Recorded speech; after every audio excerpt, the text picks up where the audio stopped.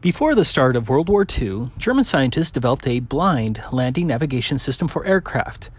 Essentially, aircraft tuned in to a certain frequency would know the location of the center of the runway by using a radio beacon as a guide. After World War II broke out, German military scientists soon realized that the same technology could enable German bombers to locate specific targets in England even in the darkest of nights. This secret system was called Knickebein. In short, the radio beam from a single transmitter would guide the German bombers on a line towards the target, but one beam could not tell the bomber when they were over the target.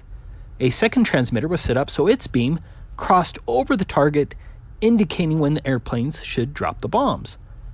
British intelligence, led by R.V. Jones, slowly became aware that such bombing beams may have existed, and presented the information to Frederick Lindemann, Winston Churchill's leading science advisor. But Lindemann and others said such a targeting system would be impossible, because the supposed curvature of the Earth would block the high-frequency beams, because VHF waves do not even allegedly bend around the curvature of the Earth. Dr. Jones took the message to Professor Lindemann, his old tutor and now scientific advisor to Winston Churchill, and tried to persuade him of the serious threat posed by the Knickebein beams.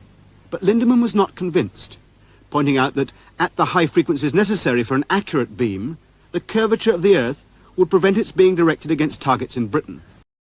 Lindemann was conceptually and mathematically right. VHF beams would require a direct line of sight with the German bombers, and England was simply too far away. The first of these Knickebein transmitters was set up on Stolberg Hill near Denmark. Another transmitter was set up at Kleve in western Germany.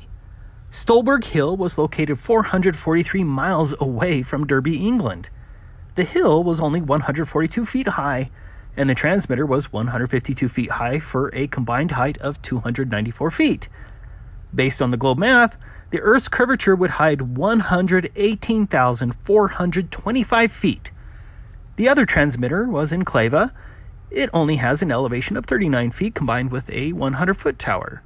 139-foot height with a distance of 331 miles means that the curvature of the Earth would hide 66,722 feet. In other words, under the globe, a German bomber would need to be higher than 118,425 feet to be within the line of sight of the Knickebein system. But the maximum cruising altitude of a German bomber was only 19,200 feet. Without question, it was impossible under the globe for those German bombers to be within line of sight of the Knickebein towers. But Knickebein did work, and English lives were lost as Churchill's scientific advisors couldn't believe in the VHF Knickebein system when the Earth's curvature should have made it impossible. Very high frequency requires a direct line of sight. Wikipedia confirms the same as it reads, as the transmitters were more or less in line of sight to high-altitude bombers. This article here confirms it as well. But as I just showed, Wikipedia lied, as German bombers would have been nearly 100,000 feet below the globe's geometric horizon and certainly not within line of sight of the towers. There you have it.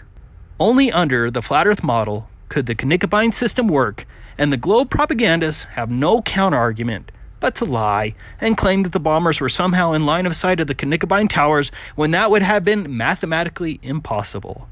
German bombing beams proved there is no Earth curvature.